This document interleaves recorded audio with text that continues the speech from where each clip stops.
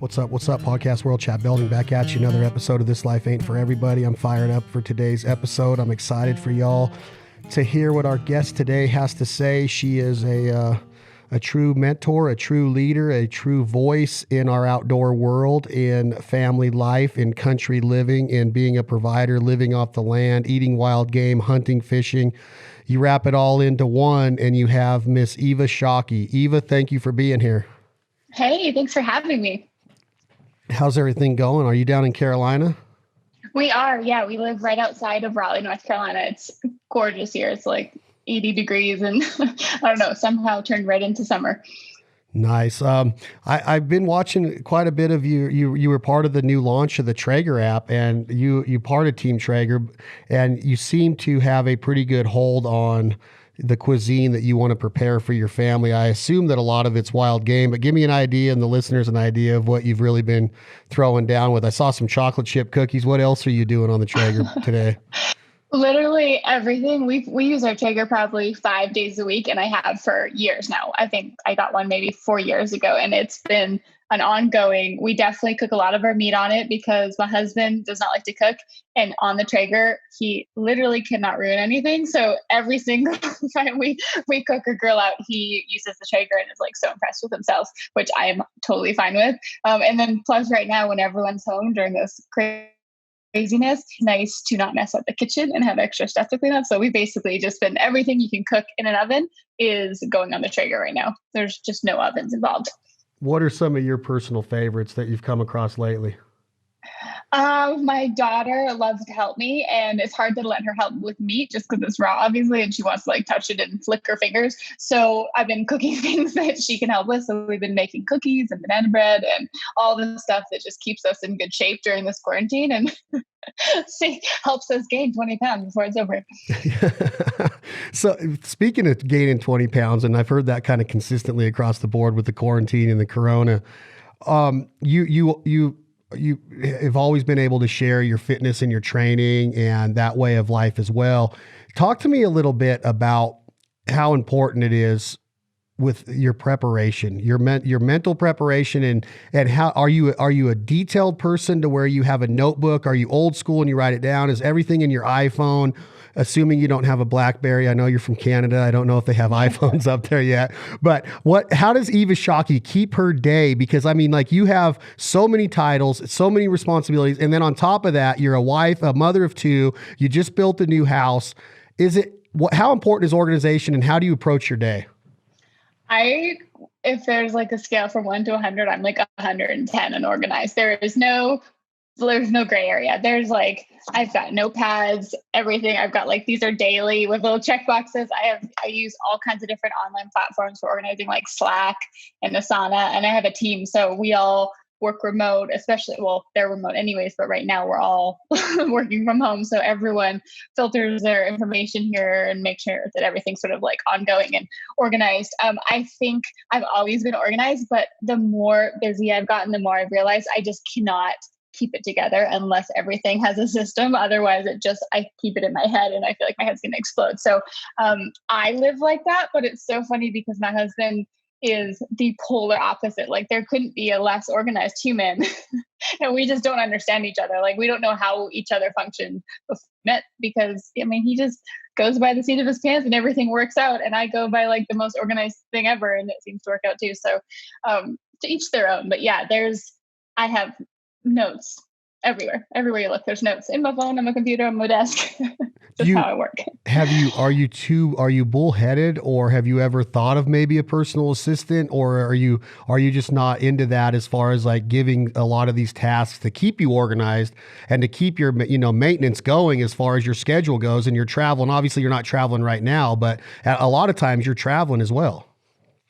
Yeah, I'm absolutely, bullheaded a little bit. I'm just, I would say perfectionist. So that's hard to delegate some of the jobs. However, I would love a personal assistant, but since it's a very small business and it's just me as like the brand, I have to really choose what I need the most help with. And for me, I have with like my content creation and partnerships and stuff like that. So only being able to hire a couple people, I had to really be strategic. So at this moment in time, I do not have a personal assistant, but with everything going on, it actually worked out well that way because I have more time to make sure I'm organized. And then the girls that are experts at their jobs, they help me with the stuff that I'm not so good at. So, I mean, for the time being, that's how it's going. And I'm just every day so grateful to have work and have an awesome career and so many amazing people that I get to talk to every day. It's pretty cool.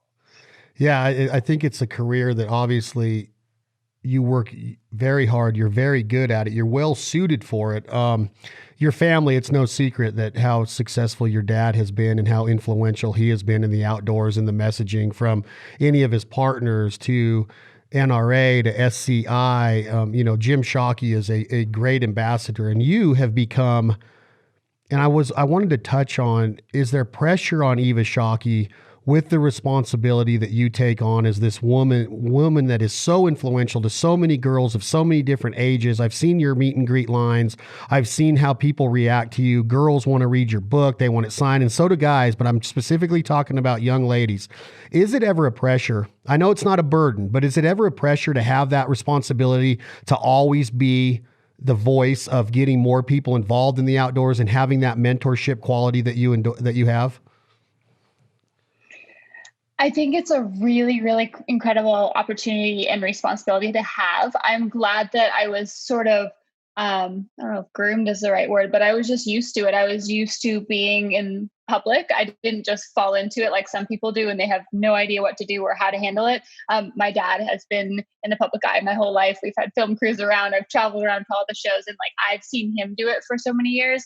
So being able to slowly transition into myself being a brand as well, sort of separated from my dad, but working together, but in my own little world now that I have all the women and all the other people, it's really incredible to be able to share that and try to spread that. And hopefully somebody will pick up on it and know that that might make their life just a little bit different and a little bit better. So it's pressure in the sense, I guess, that I just know there's a lot of eyeballs on me, but I'm pretty confident that what I spread and what I talk about is positive. So there's really no, I'm not too worried because that's what I believe. And I live it 365 days a year. So it's not me pretending, it's just who I am, which is always a good feeling at the end of the day. When I have these conversations with really, really good people, I don't think there's a lot of hunters that I've been able to talk to through my network that don't share a lot of the same values that you do or I might, ethics, honesty, respect to the resource, compassion for the animals, living off the land, all of these values that your dad and mom taught you, your grandma and grandpas who have been very storied over the course of the TV career of the Shockey family. But I also hear from individuals like, let's take Chad Mendez, for example, who is a mutual friend of ours. He is a tough guy. He's a good fighter. He's proven that he can knock somebody out. He hunts and he puts these hunts and these dead animals that he's going to eat and his wild game recipes on his social media, on his YouTube.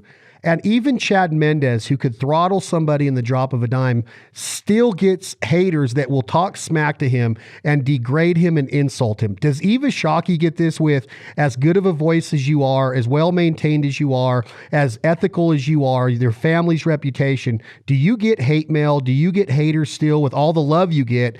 I know it's way more on the love side of the teeter-totter, but does Eva Shockey get hate mail and haters come and tuning in sometimes? I have gone through moments definitely in my career. And so I was thinking about the other day, I'm 32 and I got into it when I was 20. Like that was when this was my job, outdoor lifestyle. That it's changed over the years, but essentially that's when I started and doing a lot of the social media stuff. So over the 12 years, it has gone up and down and ebbed and flowed just depending on the situation and the story and the current culture. Right this second, I will say it's probably the least I've ever got. And I really think it's because in the last couple of years, I mean, it's kind of common sense. In the last couple of years, I've had 2 babies. I've been a little busy being a mom. We moved to North Carolina, built the house, all that stuff. And so my message is still like, I fill my freezer, I eat wild game, I source my own meat. I love that. But I also like, these are the other things I do. And I think it's been able to open people's eyes up like, oh, there's not a stereotype for who has to be a hunter, who's not. Like, do I look like a hunter? I guess technically not, but do I hunt? Yeah. And I talk about it and I promote it. And I think that's great. I think in my earlier years, maybe also now I have a bit of a stronger voice and more confidence. In my earlier years as like a early 20 something blonde smiley girl that was on hunts, I was a target.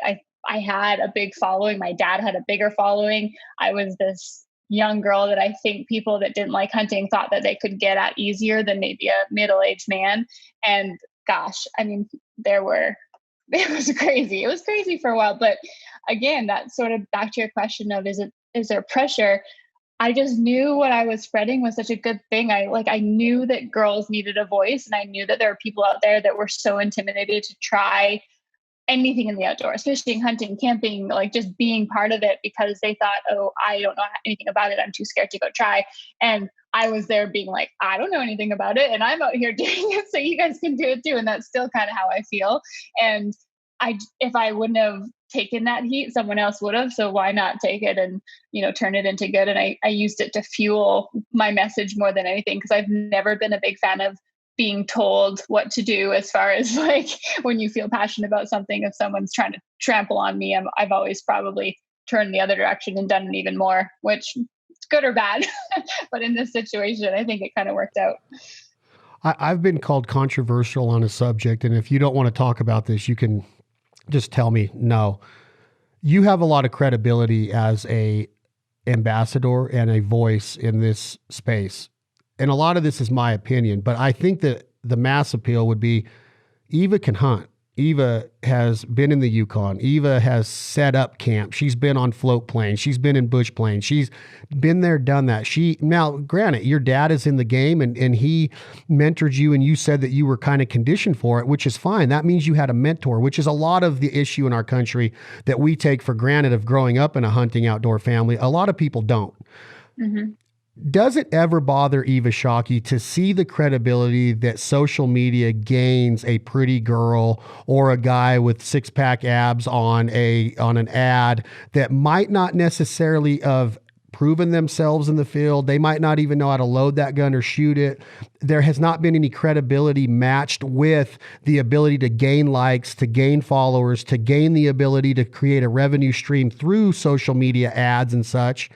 Does it ever get to you to where you have put in the time, and I compare it to Nashville, of a singer that comes up in the honky tonks and finally makes it, and then somebody that just comes in and might have a big social media following and they cut right in front of that line? Does it ever get to you, or does it ever take away the credibility that you have so worked hard to earn when you see so many people with a huge following on social media? And I think, and I'm just saying the controversial part might be because of the looks, and they're nice to look at, but do they really have that ability to go out and live off the land and have credibility? And I'm not saying that they don't, Eva. I'm just saying that the credibility was never put at the forefront before the following was there.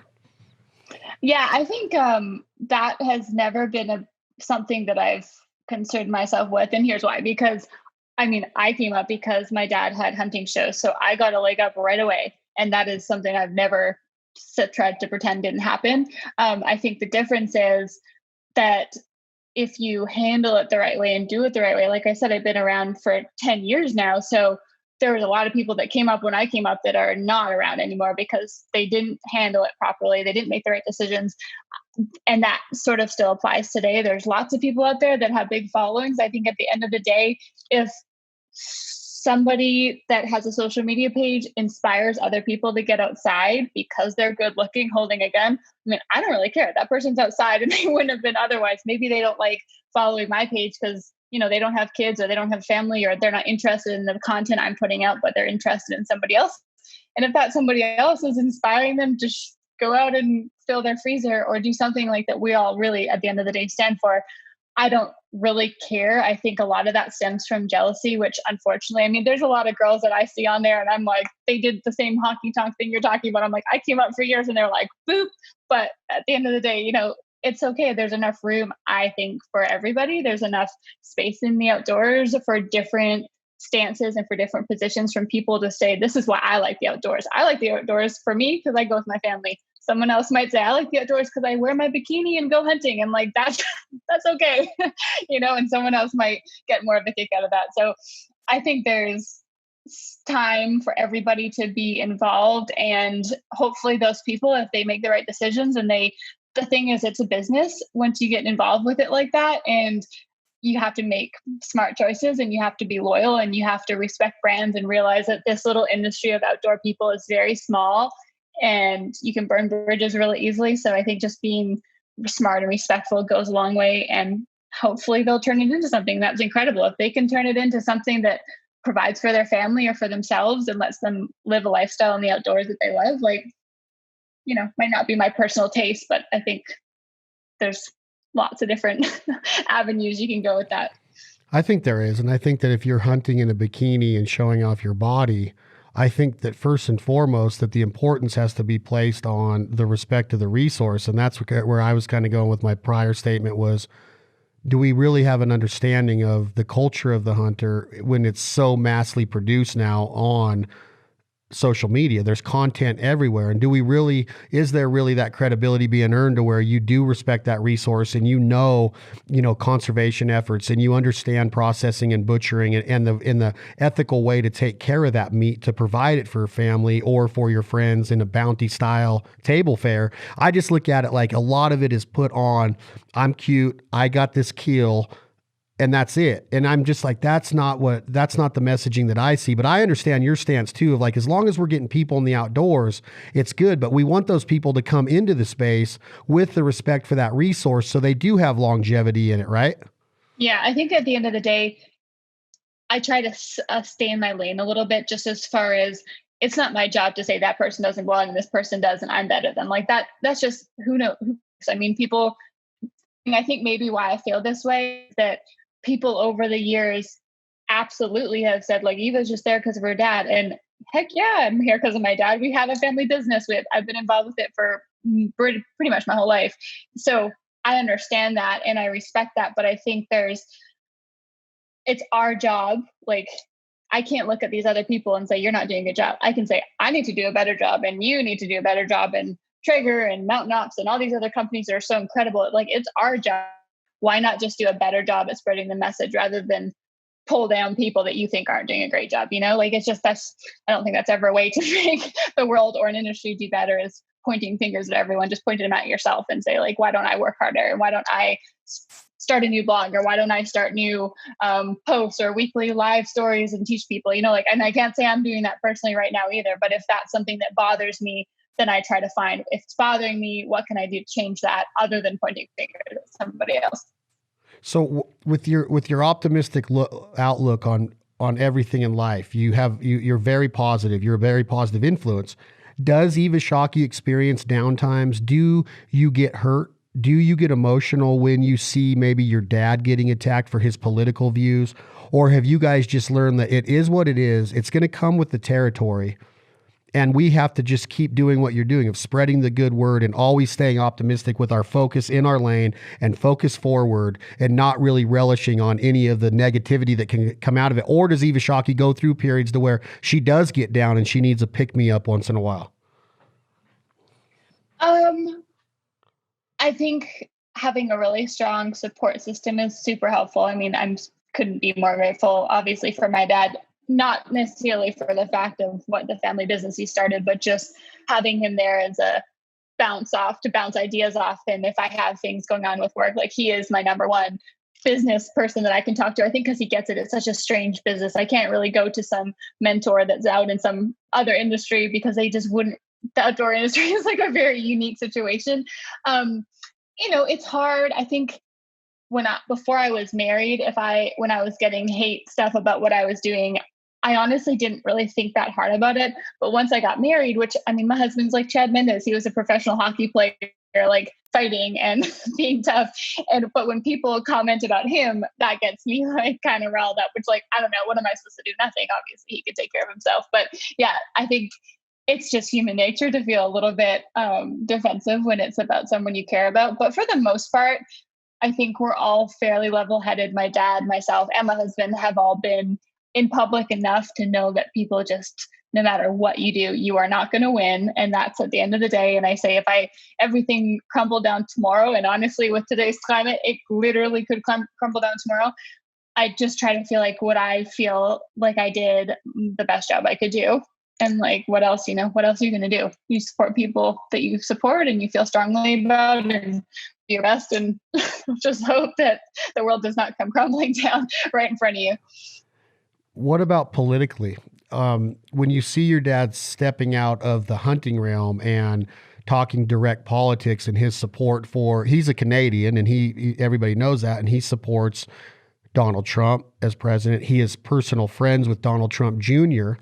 And if it's too personal, I completely understand. Are you on the same wavelengths as your dad when it comes to his stance on that, being part of the family business and a voice of the Shockey enterprises? Do you look at it the same, or do you kind of stay in your lane on that and just stay a little bit more modest and quiet when it comes to your political views? And I understand that you've been on Fox News, which is historically or fundamentally a conservative outlet and more geared towards the Republican Party. But do you really get boisterous like your dad does once in a while? And do you support the things that your dad says, or do you kind of just be like, Dad, kind of chill out a little bit?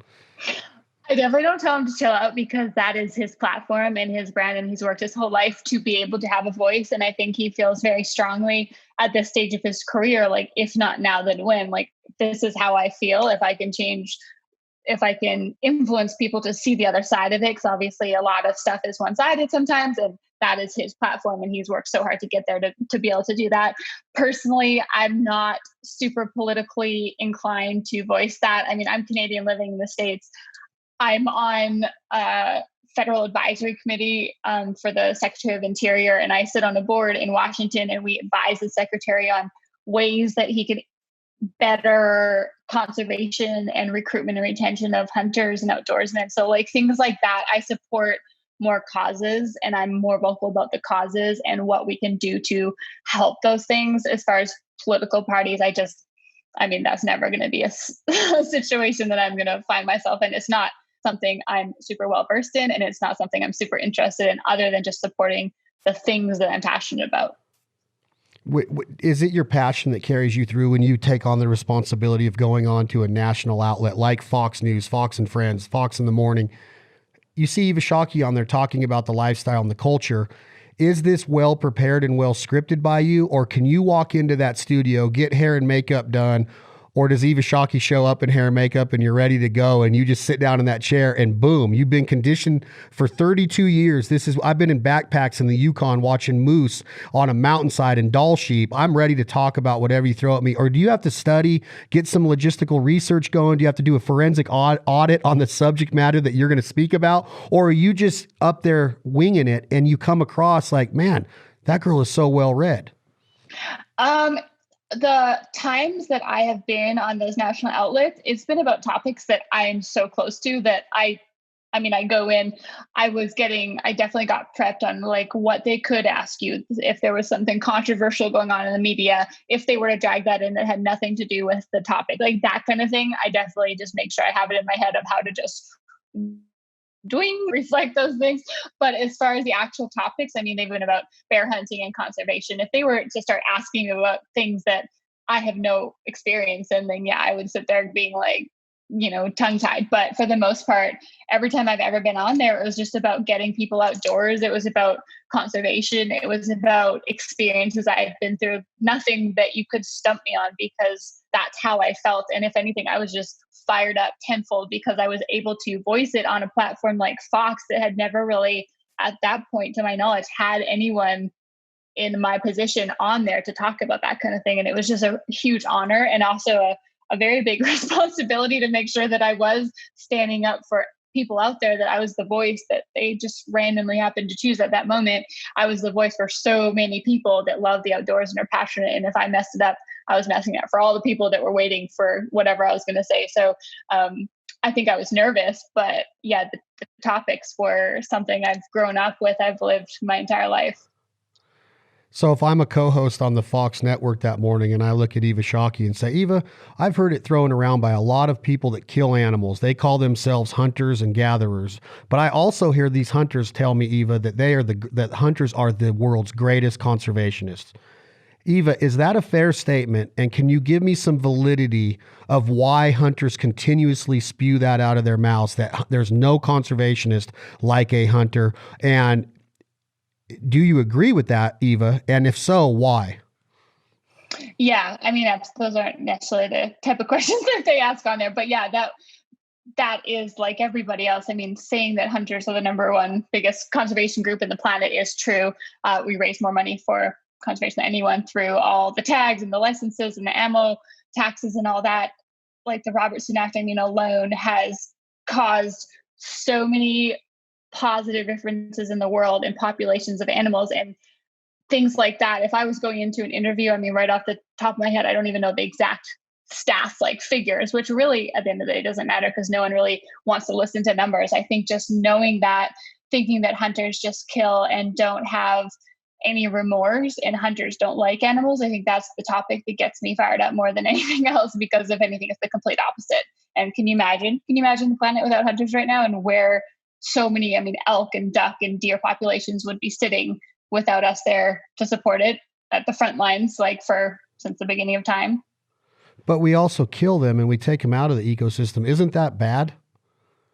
Absolutely not. I mean, that gets you can kind of go 100 different directions, but gets you into the topic of, do people eat meat? Do people wear leather? Do people sit on leather seats in their car? Do they have leather shoes and leather belts? And those are all animals. And if you think about, not even thinking twice about a hamburger they're eating on your plate, that animal had to die. And people think you have to go to the grocery store to get your meat. Whereas us as hunters, that is what we're doing. We're going straight to the source and connecting the dots and making sure that we understand and appreciate the animal it came from in respect to what we're eating every single meal. And for us, me personally, I wild game 6 nights a week probably. And those 6 nights a week, we talk about it and think about it and reflect back. And I can't even imagine if we didn't have those stories to talk about as a family. So it's just sort of a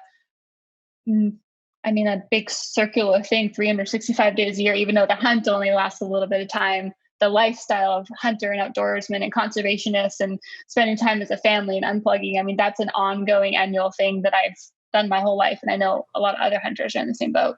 When you bring up stories and memories in your table talk with your family, when your dad was on the podcast, we talked about the documentation that the Shockey family has been able to achieve over the last 20 years and how important that is to him. And they just did this thing in Vegas where they did kind of like a highlight reel of your grandpa. How important it is to you when you look back and you can go into that library and pull those out. And when your daughters are old enough to understand, and they might be already, but here's your great grandpa, and here was what we were doing way before you were ever even thought of coming into the Shockey family. How important is that to have, and how close do you hold that to your heart? Because there's a lot of people out there that, oh, that's just another season in the books. Now it's time to move on to season 12 and get the episodes ready for the network. And we're getting more social media content. And it's just like this ongoing machine of constant engulfed content. Do you sit back and pump the brakes and go, man, I'm going to have such an unbelievable amount of footage of my family at my fingertips for so many years to come?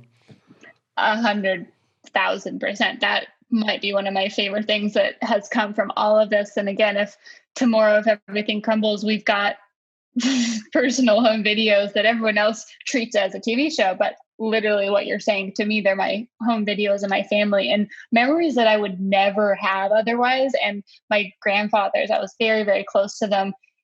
And at the time I was young enough, I don't know if I totally understood the concept that we were capturing all those memories in a portal that would never go anywhere. But now that they've been gone for 8 years, it's something that just melts my heart. I have that forever and ever. And you're right, my daughter and my son, they both will have that going forward. Even also my dad, myself and my dad, having those memories for the last 12 years. I mean, earlier, but 12 years when I was really hunting with them and traveling with them, being able to see that transition and the relationship grow and how much time we got together that we never would have had otherwise. We didn't have a lot of time before I got into hunting together because he was so into hunting and I wasn't into hunting, and there just wasn't a lot of crossover. So that's allowed us to form a bond that I never expected to have. And now we're super, super close. I have all that footage and memories, and my mom and my brother and all the trips. And I mean, it's just, that stuff is easy to forget the details. And so having the footage is, I mean, it's been a job and a career for our family and a family business, but it's incredible that we have that to take away from it. So with that takeaway, do you ever Clark Griswolded in Christmas Vacation when he makes his way up to the attic and finds the old reel tapes and starts watching old family Christmas videos. With all of this access that you have to all these family memories, do you capitalize on it right now of sitting down and taking time to watch them and to rethink them and to think about grandpa and see him again? Or is it just something that when it's there, it'll be there if I ever want to watch it kind of deal? Right this second, we don't have a lot of time to do stuff like that. We've got a 8-month-old baby and a 3-year-old and 2 full-time jobs. So I can't say we watch it very often. I do have access to it and I will go back and see it. Usually it'll start from something that I need to pull, like I need to pull a shot from something or a photo from something, and I'll start going back into the archives. And that's one of those like black holes that you keep going and going. And I just will be sitting there crying, looking at old stuff. I also have kind of goes hand in hand with video footage and content creation. I have 130,000 photos on my phone. I'm like a photo freak. I've taken photos of everything my whole life and it's just carried along in my phone. So that is an extension of that. I have all my old trips in folders categorized, and I can see the minute I want to go see my grandfather's, I can go back in 30 seconds and find some of my favorite photos. So and my daughter knows, she never had met them. They passed away 8 years ago, but she knows which one's which and, stories about them and stuff about them. And that's pretty cool. And also, we still watch our shows on Outdoor Channel or on My Outdoor TV. And my daughter will sit there because my parents are in Canada and we're in North Carolina. And she'll be like, there's Bubba, he's shooting a moose. And she'll be in on the episode. And it's pretty, she obviously doesn't really get it, but it's pretty cool to see her brain trying to compute how she's watching her grandfather on TV and her mom or her dad or whoever's on there. So with family in the transition and the evolution of family, has it been a hard transition? And I know it has a lot to do with meeting your husband and moving down to the States and everything, but has it been a hard transition to leave home and then in that answer with, you don't get to travel as much anymore with your dad on a lot of the trips. I would assume this. You can't when you have 2 kids, and once in a while you get away. And I know family evolves and life goes on, but has it been hard for you emotionally to look back at those videos and be like, man, I wish I could still just jump in a plane and go hook up with dad? And I'm sure you could, but it's a lot harder now. There's a lot more moving pieces, I should say. Yes, you couldn't be more spot on. I'm not going to lie. My life right now, I am so grateful. We had a hard time having kids and we have 2 beautiful, amazing little humans and an awesome husband and jobs. But just being totally transparent, that is a feeling I have constantly because it's in my soul to take adventures and travel and do things that are like, hard and away and in the mountains. That's all I've really ever known and what I've done for a third of my whole life. And I'm at a stage with 2 little babies and I'm the mom. It's so strange because we're fairly traditional in our family. Like I want to be the mom and I want to be there with my kids. Also want to be on the top of that mountain with the moose. And it's really hard to find the balance. And I just say that, the moose aren't going anywhere. The mountains aren't going anywhere, but missing this stage of my kids is going somewhere. And I don't want to regret not being there for that. But Tim and my husband, talk about fairly often like this. I'm going to give it a couple of years where I just slow down a little bit. I still love it. I still shoot my bow. I still shoot guns. I still do what I can, but I have a family. And I think the cool thing about the position I've been able to get myself in is that the following that understands that. So my job before I had kids, I was thinking once I have kids, I guess I'm going to be kind of like sent out to pasture because no one wants to see that. But it actually was the opposite because people before were like, oh, that's cool what she does. She's like in Africa over the world doing cool trips. That's fun to follow her.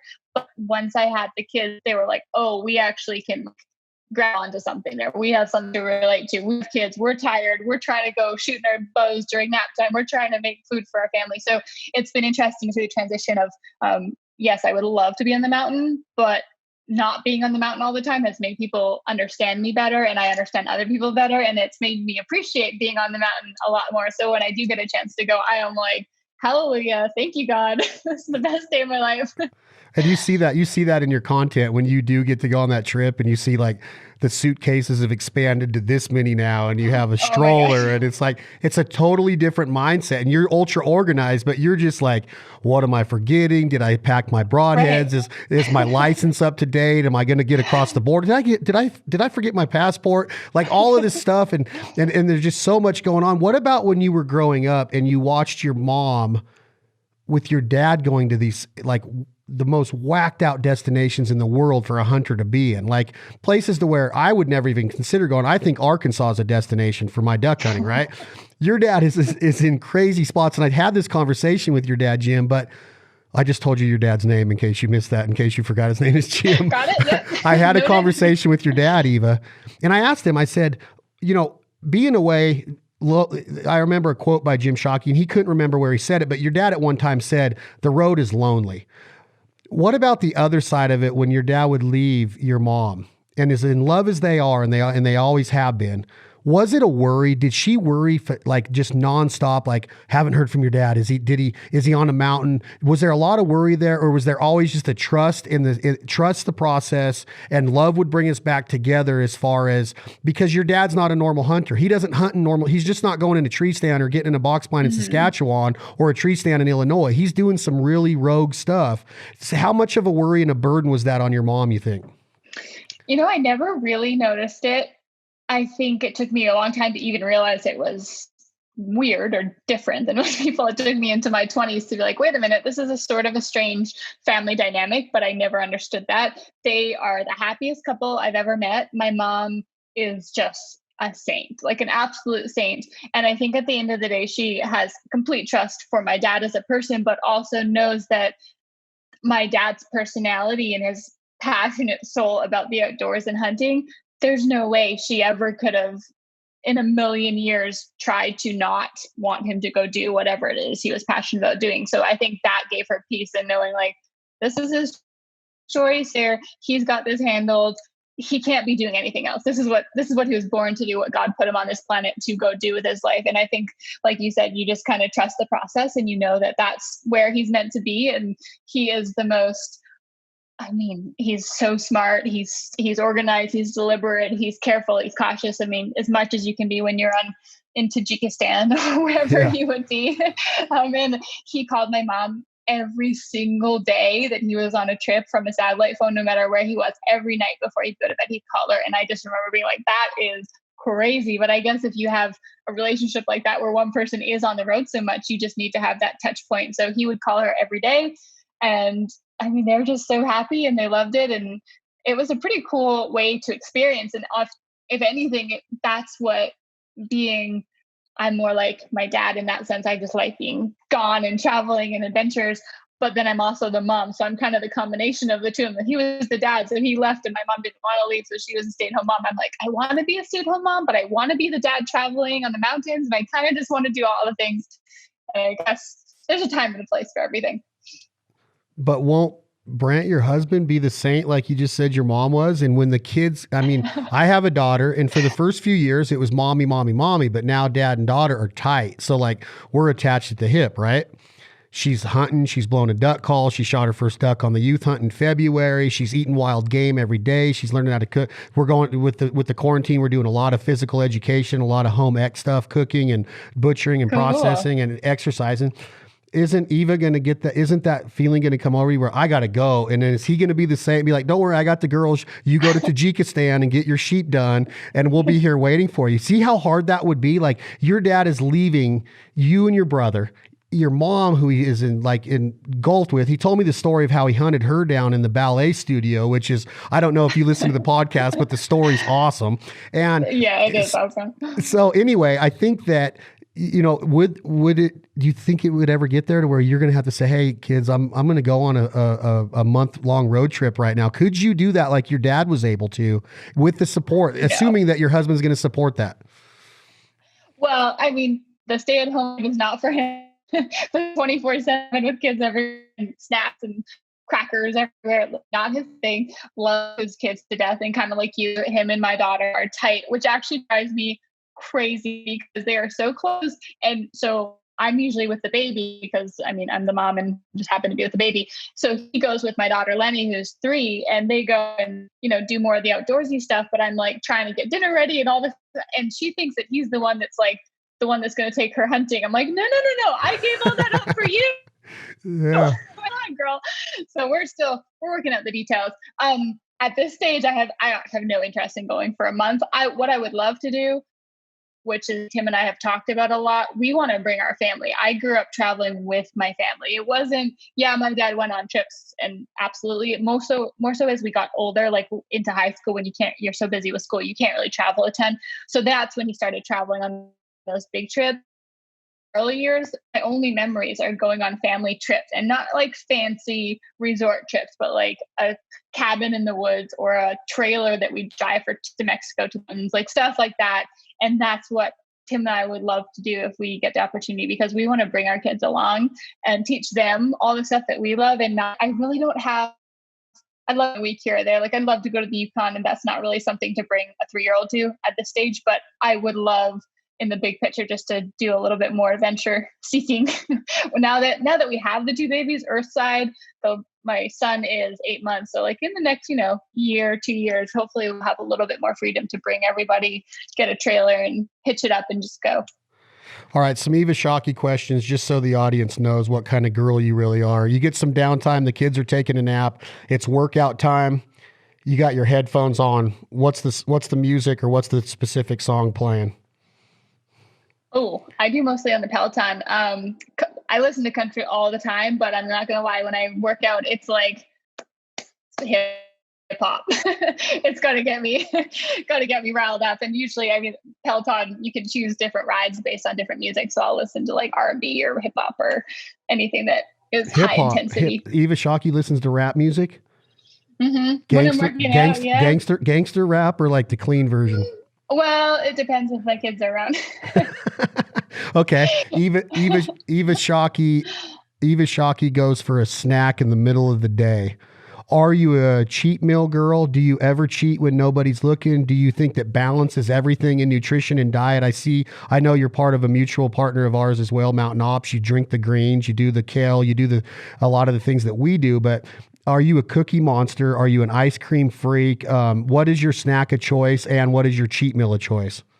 I am all about balance. I can't count macros. I cannot tell myself I'm eating one hardcore way and not cheating. Like that's not how my brain works. As soon as I do that, I'm like, all I want is the thing that I didn't even really want before, but now that I'm taught myself. So we are very much healthy, definitely. I mean, my husband was a former athlete, and I've just always been healthy, but we eat, if we want snacks and treats, we have them. Although I try to get the healthier version. So I always make Mountain Up smoothies every morning. I have collagen in my coffee. I try to cover my bases so that I have the nutrients and stuff I need. And then when I'm like, oh, but now I want something, we actually just found this brand called Smart Sweets. I don't know if you've heard of it. And it's like candy. I'm a candy. So I guess to answer your question, I don't really care about ice cream. Don't care about donuts and pizza, but like candy is my thing. Chocolate candy or like hard candies? No, like gummy candy. Gummies. Okay. But we found a brand that makes gummy candies that are like super healthy for you. So and they taste good. Have been just going down in our house.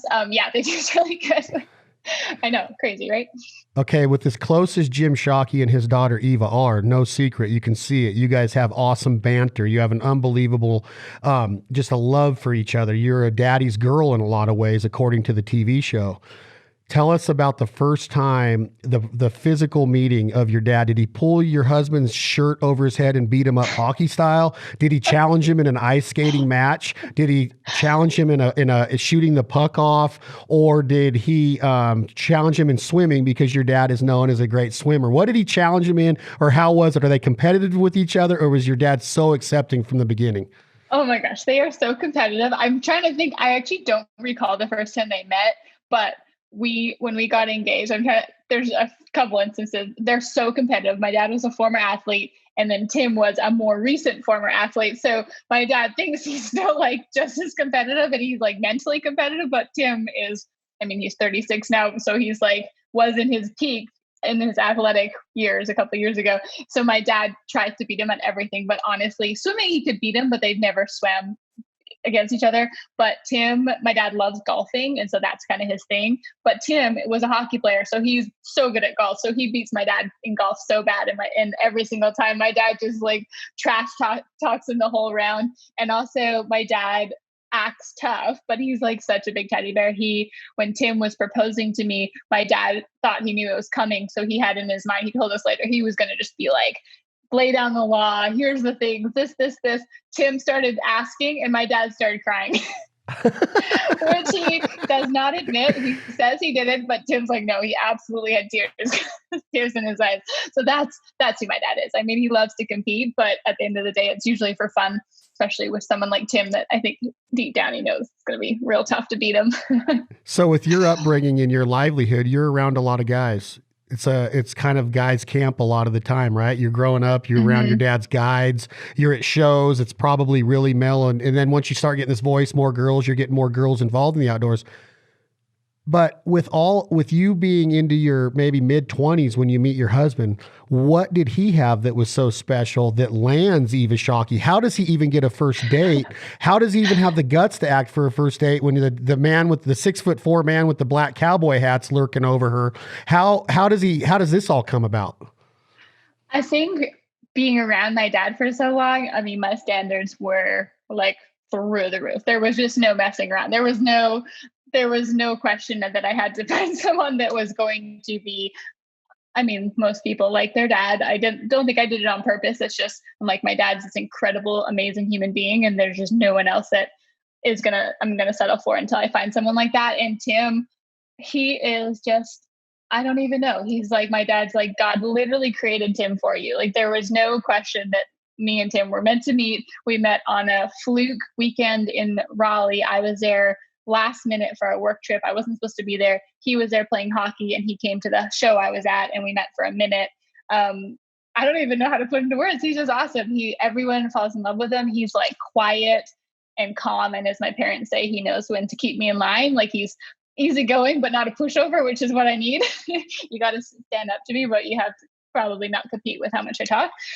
So he's incredible. Him and my dad are super close. My mom adores him. I swear they would trade me in for him in a minute if it came down to it. Oh, I don't know about that. Now, what about his relationship with your brother? Has it been awesome from the beginning? Or was your brother really protective? No, my brother is the sweetest soul in the entire universe. He's so awesome. They are very different just in personalities, but they get along really great. They have a lot in common. We don't see my brother a lot, which is kind of stinks. We don't really see everyone that often because we're in North Carolina and everyone else is in Canada. My husband's Canadian as well. He's from Ontario. So we don't see our family as much as we would like, but he's incredible. We went on our first date in May and in July we moved to Russia together for 2 years. So like, if that gives you an idea, I was like, hey, I met this new guy here. This is Tim. Nice to meet you. We're moving to Russia for 2 hockey seasons. My parents were like, I'm sorry, what? Sorry, what'd you say? But I think, and again, just like Tim was meant for me, I don't know that there's another girl on the planet that at 26 or whatever I was would have been like, okay, yeah, I'll move to Russia for 2 years. It was just, all I did was travel. And I'm like, what's the difference? Russia, Canada, US, it's all the same. So we packed up and moved to Russia and found out real quick we were either going to be meant for each other or not meant to be together. And we clearly were meant for each other and it has worked out great. And everything since then, we use it all the time. We say, if we lived in Russia for 2 years together in a tiny little apartment with nothing, no family, no friends, no one that spoke English, like we can get through anything. Yeah, that's perfect. And we really have relied on that for a lot. Well, good for you guys. I'm proud for you. I know that there's got to be something. There's got to be a lot of things probably, but your dad and you don't see eye to eye on everything. There's just no way. And I would assume that one of the things you don't see eye to eye on with your dad is that he says that bear meat is good to eat. And I said, Jim, you're crazy. And he says, I dare you to find a better meat than bear. And I said, no problem. 7 days a week, I'll smoke any bear recipe that you have. He said, come up, see the museum. We'll have a cook-off. Eva, there's no way that bear is good to eat. Tell me that I'm right. Okay. I think for a backstory, my dad thinks the weirder the food, the better. So he will literally look at the menu and try to find the weirdest thing that no one else would order. And that's what he'll order. He's just, I saw a picture on Facebook the other day. He posted he was eating grubs, like what Timon and Pumbaa eat from the bushes. I mean, I don't even know. So I think my dad, I don't know the context of the conversation. Bear meat is good, can be good, but absolutely, do I think it's the best wild game? Not so much. I mean, elk, axis deer, regular deer, moose, caribou. I could name a lot of things before bear, but bear is good and it's wild game. And at the end of the day, if that's what you have, there's a lot of good recipes that could make it taste good, I would say. All right, I'm not reading in. I'm not going to read into that like I want to read into it. I'll just leave it alone. But I would say that talking to your dad the few times that I have, and I think he's great. But one thing that I've learned about Jim Shockey is I think he would pass up on the greatest elk steak in the world, medium rare, 133 degrees internal temperature, reverse seared on the Traeger, awesome dry rub on it. He would walk past that to get to a sushi bar with high end fresh raw fish. And I think that I think your dad has an addiction, Eva. I really think when he's at SCI in my hometown, he ate sushi like 6 nights in a row. And I'm like, that's not normal. And he's like, oh, it's very normal. Yeah, but you have to think about, so he spent the last decade plus, I mean, decade is when he was really in the bulk of his like traveling 310 days a year. So 310 days a year, he was in a hunting camp around the world or in an airport eating wild game or stew, basically, is what every hunting camp, like the fancy hunting camps that you and I might have gone to at some point, those are, they probably don't have stew, but the ones he goes to in Tajikistan, they have slosh that's like whatever meat that they hunted or animal that they froze or whatever, that's what he ate. So when he comes home, he's like, I'm probably good on the wild game for a little bit. He does love it. My mom is an incredible cook. She does not hunt, never has, never will, but she's great at cooking. And so she'll prepare wild game and they'll eat it a fair bit, but you're absolutely right. He will eat sushi or seafood or something like that. And I think he's probably just still trying to get over those decade or 2 decades where that's all he eats 90% of his meals. Are you a sushi girl? Oh yeah, loves sushi. We're from the West Coast, so we grew up with a fresh fish, like the West Coast of Canada, fresh fish and going prawning every day. And they still do that. It makes me so jealous. My dad, they always have fresh prawns and tons and tons of sushi. And yeah, I definitely am. But living in North Carolina, it's not quite as prevalent. It's here and we have it, but not like my dad. I've had really good sushi at a place in downtown Charlotte that had some really creative chefs, and they had Bruce Lee movies playing on the walls. Like you could watch nunchucks and all these karate moves going off. It was a really cool vibe. One of the first conversations, I've had like 2 conversations with you my whole life. One, and I don't know if you remember, was in Regina, Saskatchewan.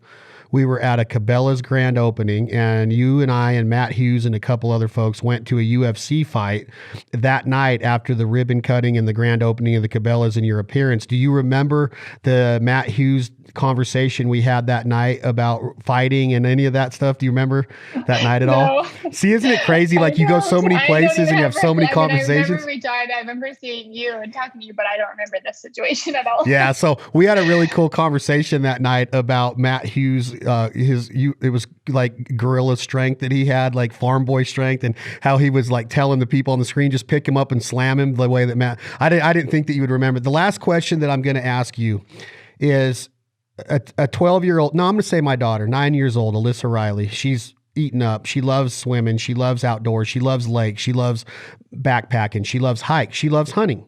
She blows a duck call. She loves eating wild game.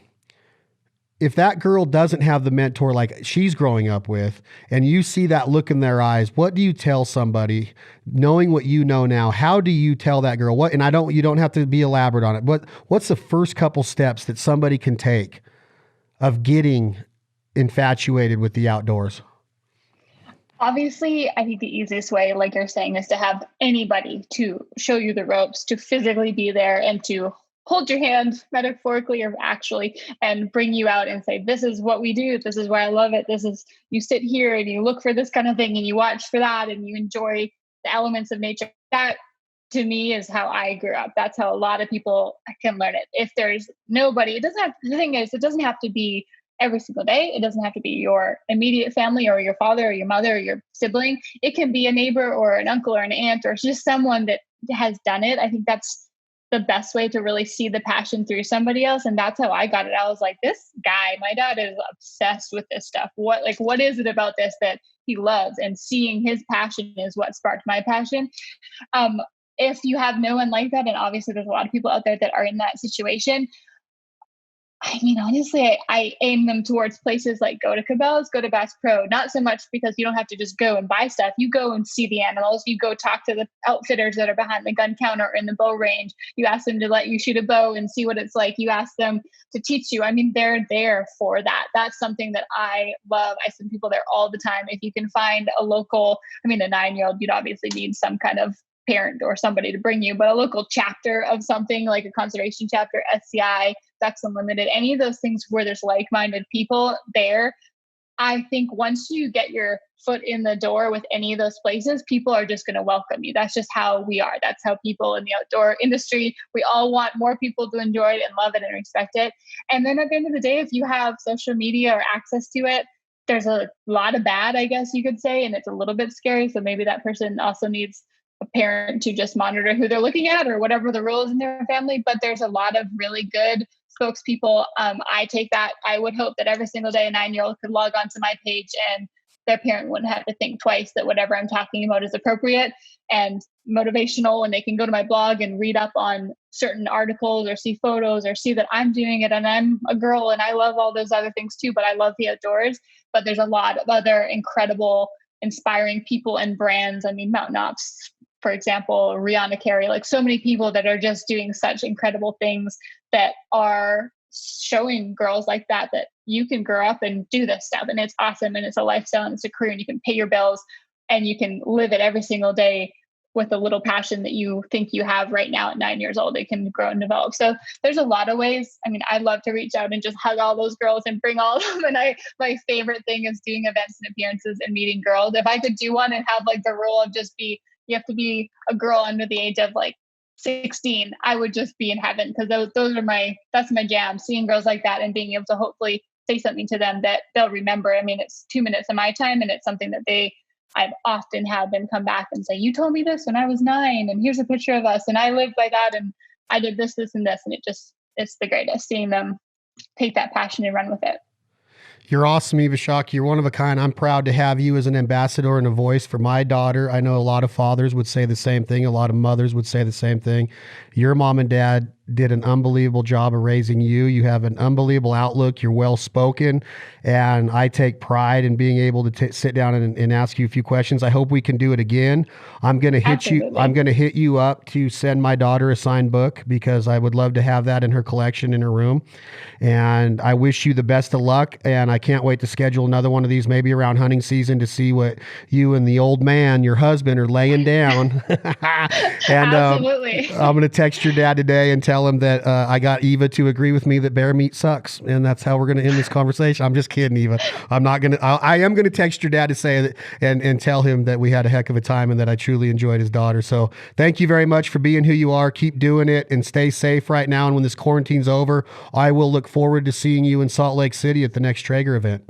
Yes, absolutely. I cannot wait. I just want life to get back to normal. All right, cool. We'll hang out. I appreciate it. Tell everybody hello. And like I said, thank you very much for being who you are, Eva Shockey. Thanks so much. Thank you so much. That's another episode of This Life Ain't for Everybody. Y'all check out Eva Shockey. Is it at Eva Shockey on Instagram? Yeah, at Eva Shockey on everything, evashockey.com.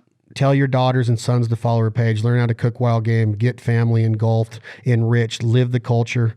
She's a great voice of it. And remember that we are not entitled to this lifestyle. It is a privilege and it can be taken away at any time. So please hold the flag high, carry it with pride, be a great ambassador and a great spokesperson. Even if you don't represent brands, represent yourself in a healthy, ethical way when you're in the outdoors. Have a ton of compassion and a lot of respect for the resource. Eva Shockey, thank you. We will be back with another episode of This Life Ain't for Everybody very soon. Tom, hit that button. This is Leith Lofton. What you gonna do when the money's all gone? I'd rather be poor living off in a hole, rich as hell without a soul. Life on